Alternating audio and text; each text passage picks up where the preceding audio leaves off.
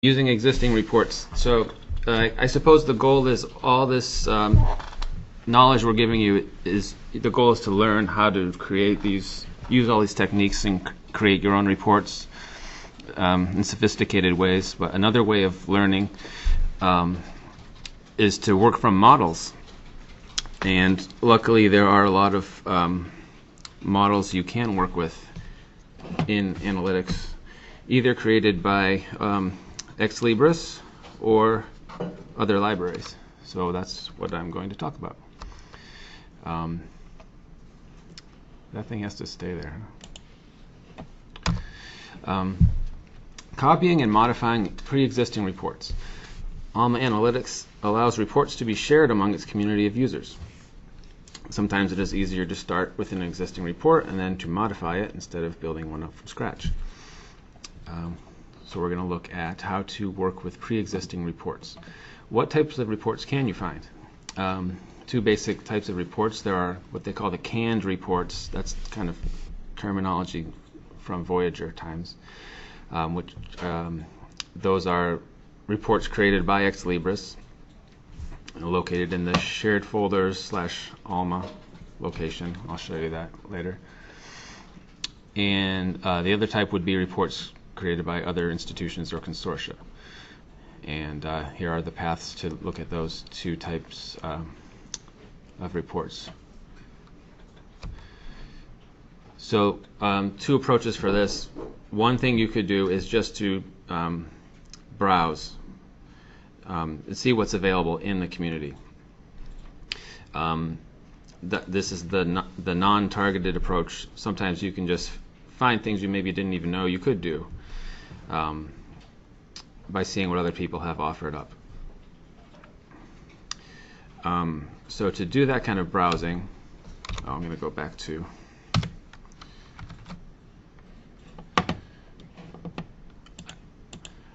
I start everything just by going into catalog, because that gives you this nice, this is my starting point generally. So say, for example, you know that Orbis Cascade is, they share a lot of good knowledge, you know, online or on the listserv, whatever. You just trust them. So we can look at what they put up in the community reports. Now, I think they're technically a consortium, but their folder is in institutions. How do I get down there?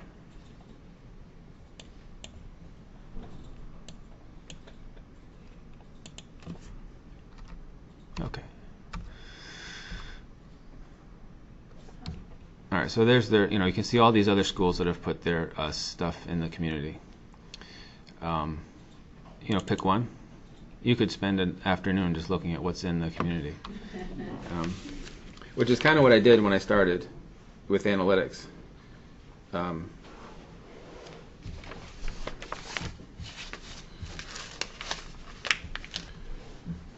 And they very nicely have their reports arranged into folders, and if you're interested in circulation, you can see what they have for circ reports. This one looks interesting, 30 days overdue. So this is a report that uses prompts, which I don't think we've talked about yet. But so it's cool, like you, oh, I didn't know you could do this, you know, you just learned something. Put in a date, and it, let's make it run. Due date.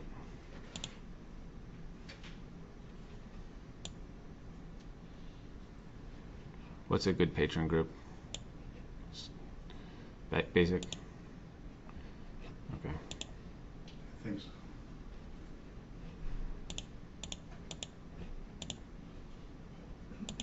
Let's see what that does. So you can run it and see, oh, that's a cool report using prompts. And, you know, etc. You can do that. Browse around, see what you can find. What you'd probably be more likely to do in the case where you actually needed to get something, solve a problem, would be to search. Let's see. on this slide.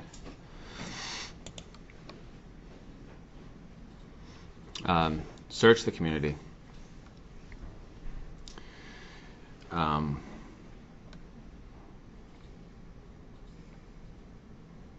That's a text description of how to do it, but it's better just to show you. So say you have a real-world problem where you need to create a report, something to do with finding your in-transit items, and you don't have any idea where to start, or maybe you can think it'll save you time to start with an existing report rather than to build up your own. You can do that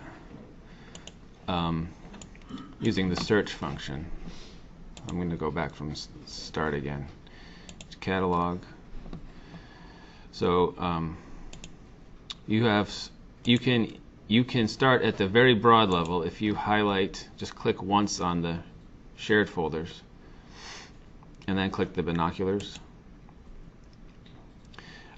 You can search everything in the shared community. Or alternatively, if you know that you want to search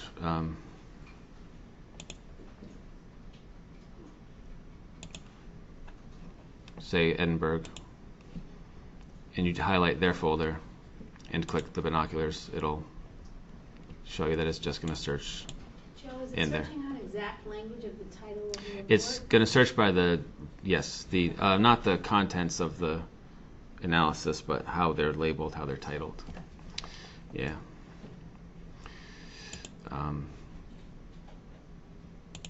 So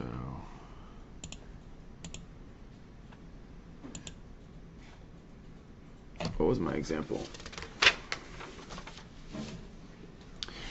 All right, so shared, we'll do the broadest level search. Click the binoculars.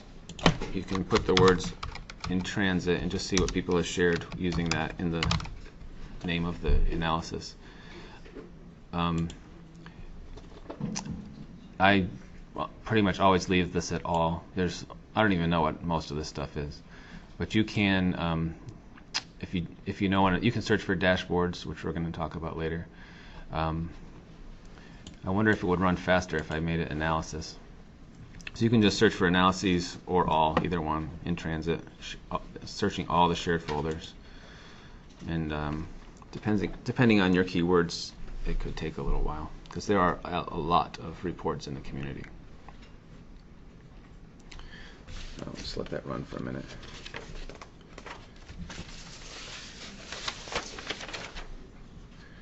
I'm also pretty sure if I had selected just one libraries folder, it would run faster, which maybe I should have done.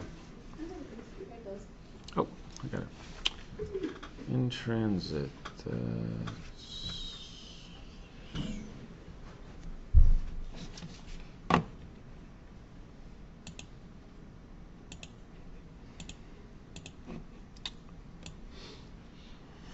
This is a different view than it did when I was doing it in my office.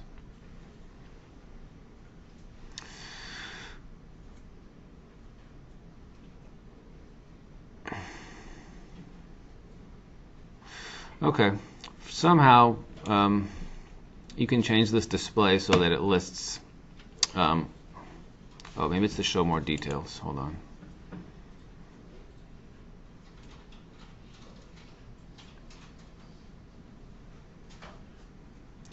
I'm looking for a nicer view where there's a column that tells you which institution. You can see more at a glance who created the reports. Now it's going to run the whole thing over again.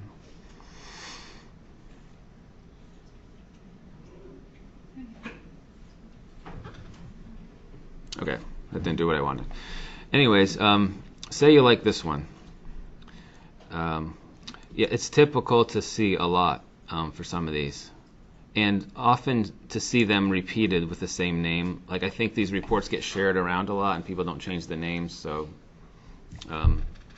like these two might be the identical same report, or maybe this one tweaked it a little bit.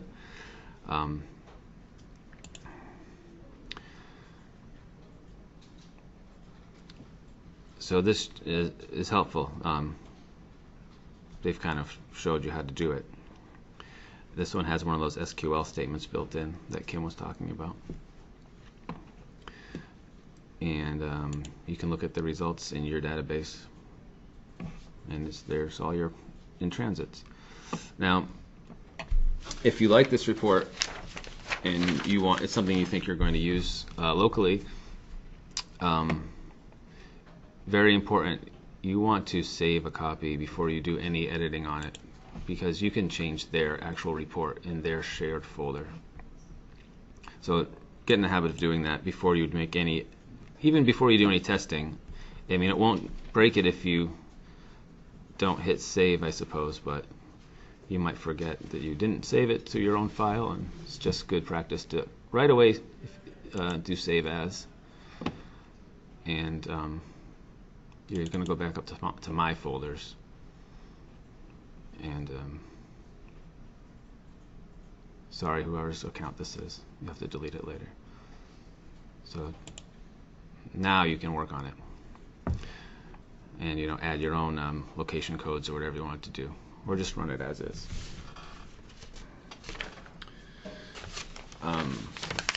That's basically the procedure.